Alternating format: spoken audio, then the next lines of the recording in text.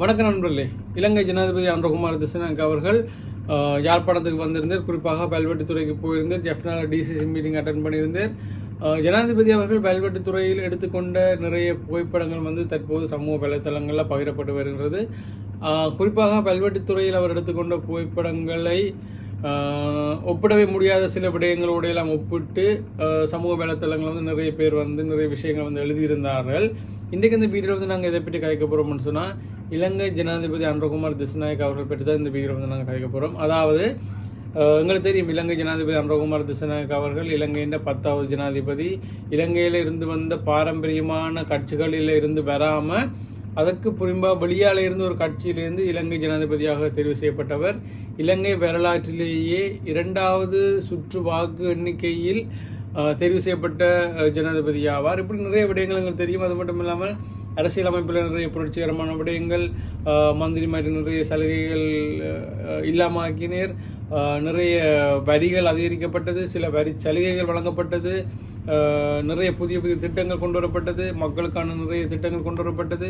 இப்படி நிறைய விஷயங்கள் நம்ம டெய்லி பார்த்து கொண்டே வரோம். குறிப்பாக இந்த என்பிபி என்று சொல்லப்படுகிற இந்த அரசாங்கத்தினுடைய நிறைய நகர்வுகள், நிறைய செய்திகள், நிறைய அப்டேட்ஸ் அடிக்கடி நாம் செய்தியில் பார்த்துக்கொண்டு வரோம். இன்றைக்கு இந்த வீடியோவில் நாம் இலங்கை ஜனாதிபதி அன்றகுமார் திசாநாயக்க அவர்கள் ஜனாதிபதியாக ஆவதற்கு முன்பு இருந்த விடயங்கள், அதாவது அவர் ஜனாதிபதியாக ஆவதற்கு முன்னம் இருந்து அவருடைய அரசியல் விடயங்கள் தொடர்பாகவும் அவருடைய அரசியல் வாழ்க்கை தொடர்பாகவும் இன்றைக்கு இந்த வீடியோவில் சுருக்கமாக நாங்கள் பார்க்க போகிறோம். நீங்கள் நம்ம சேனலில் சப்ஸ்கிரைப் பண்ணலன்னு சொன்ன சப்ஸ்கிரைப் பண்ணிச்சு வீடியோ தொடர்ந்து பாருங்கள். ரைட். முதலாவதாக 1968ஆம் ஆண்டு நவம்பர் மாதம் 24ஆம் தேதி கலேவெல என்ற ஒரு கிராமத்தில் பிறந்த அன்றகுமார் திசாநாயக்க அவர்கள் 1972ஆம் ஆண்டு தமுத்தகம என்ற கிராமத்துக்கு குடும்பத்தோடு இடம்பெயர்ந்து போகிறாங்க.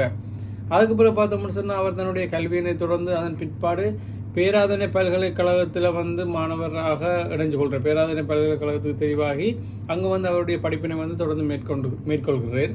1987ஆம் ஆண்டு இலங்கை இந்திய ஒப்பந்தம் கைச்சாத்திடப்படுகின்றது. 1987ஆம் ஆண்டு இலங்கை இந்திய ஒப்பந்தம் கைச்சாத்திடப்பட்டது.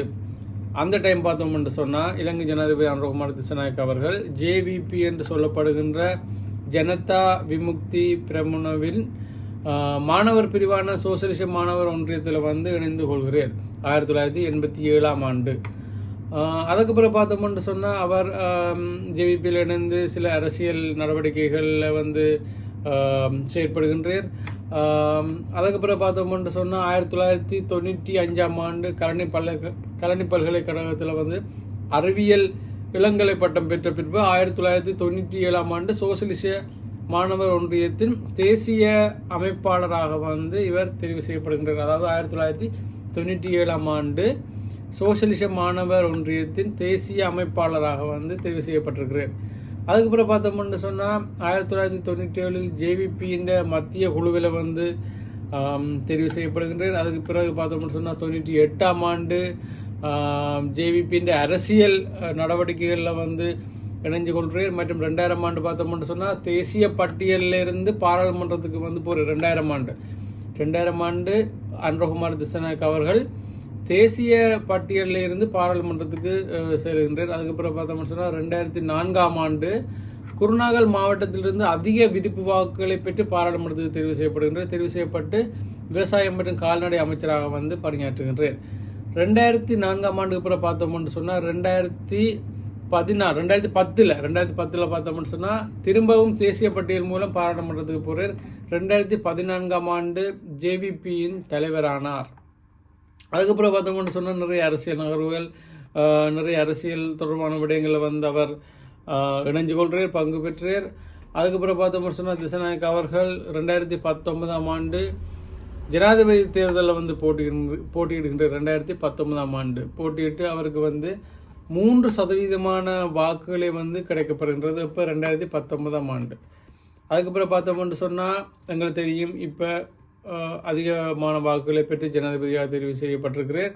அதுக்கு முன்னம் 1983இல் ஜேவிபி ஆனது தடை செய்யப்படுகின்றது. இலங்கை இந்திய ஒப்பந்தமானது கைச்சாத்திடப்பட்டதை தொடர்ந்து ஜேவிபி ஆனது அரசாங்கத்துக்கு எதிராக சில நடவடிக்கைகளை மேற்கொள்கிறார்கள். ஜேவிபியுடன் அன்றகுமார் திசாநாயக்க அவர்கள் அவர் கல்வி கற்ற காலத்திலிருந்தே இணைந்து செயற்பட்டு வந்திருக்கிறேன்.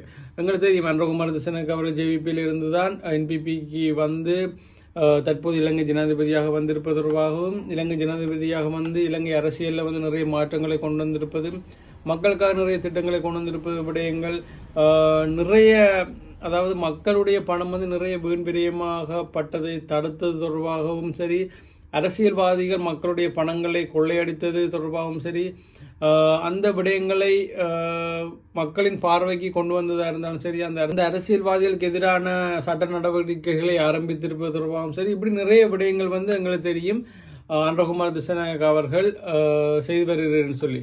இந்த விடயங்களை தான் உங்களோட பகிர்ந்து கொள்ள நினைச்சிருந்தேன். நான் ஏன் இந்த விடயங்களை நான் உங்களோட பகிர்ந்து கொள்ளணும் நினைச்சினான்னு சொன்னால், இப்போ நாம் பார்த்தோம்னு சொன்னால் இப்போ இருக்கிற நிலைமையில் வந்து நாம் ஒரு அரசியல் நகர்வினை வந்து பல கோணங்கள்ல இருந்து பார்க்க வேண்டிய ஒரு நிலைக்கு வந்து தள்ளப்பட்டிருக்கோம். ஏன்னு சொன்னால் எங்களுடைய மக்களை ஏமாற்றுகின்ற, எங்களுடைய மக்களை வந்து பாவித்து அவர்கள் தங்களுடைய அரசியல் முன்னேற்றத்துக்காகவும் அரசியல் லாபத்துக்காகவும் எங்களை மக்கள்னு வந்து ஏமாற்றுகின்ற நடவடிக்கையில் வந்து ஒரு சில அரசியல்வாதிகள் வந்து தற்போது செயற்பட்டு கொண்டிருக்கிறார்கள். குறிப்பாக எங்களுடைய நிலங்களிலே வந்து இருக்கிற அரசியல்வாதிகளே நாம் பார்த்தோம்னால தெரியும்.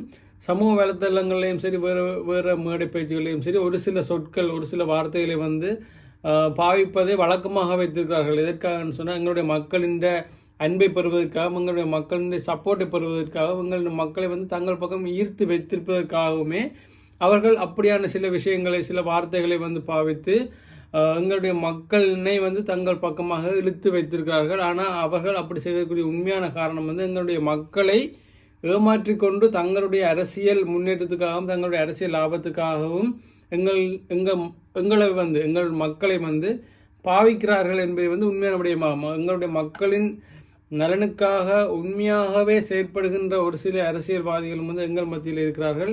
நாம் ஒவ்வொரு அரசியல்வாதிகளுடைய செயற்பாடுகளையும் வந்து பல கோணங்களில் இருந்து நாம் பார்க்க வேண்டிய ஒரு நிலைக்கு வந்து இப்போது இருக்கிறோம். ஏன்னு சொன்னால் எங்களுடைய வரலாறுகள் வந்து அரைவாசி வந்து நாம் மறந்துட்டோம், அடுத்த அரைவாசி வந்து மறைக்கப்பட்டிருக்குது. அதனால் வந்து நாம் ஒரு அரசியல் நகர்வாக இருந்தாலும் சரி, ஒரு அரசியல்வாதியாக இருந்தாலும் சரி, அவருடைய அரசியல் வாழ்க்கையினை ஆரம்பத்திலிருந்து தற்போது வரைக்கும் நாம் பார்த்து அதுக்கு பிறகு சில விஷயங்களை வந்து முடிவு செய்ய வேண்டிய ஒரு நிலைக்கு வந்து தள்ளப்பட்டிருக்கிறோம். இப்போ நான் சொன்ன வீடியோவில் வந்து நீங்கள் நினைக்கலாம் நான் வந்து இலங்கை ஜனாதிபதியை விமர்சிக்கிறேன்னா அல்லது இலங்கை ஜனாதிபதியை ஏதாவது தவறாக நான் சொல்ல முயற்சி செய்கின்றேன்னு சொல்லி நீங்கள் யோசிக்கலாம். நான் வந்து இலங்கை ஜனாதிபதி பற்றி குறிப்பாக இன்டர்நெட்டில் இருக்கிற விடயங்களை, இலங்கை ஜனாதிபதி பற்றி ஏற்கனவே பதிவு செய்யப்பட்டிருக்கின்ற செய்திகளைத்தான் உங்களோட வந்து இன்றைக்கு நான் பகிர்ந்து கொண்டிருக்கிறேன். அவ்வளோதான் ஃப்ரெண்ட்ஸ், இதோட இந்த வீடியோ முடிச்சுக்கொள்கிறேன். இன்னொரு வீடியோவில் உங்களை சந்திக்கிறேன். நன்றி.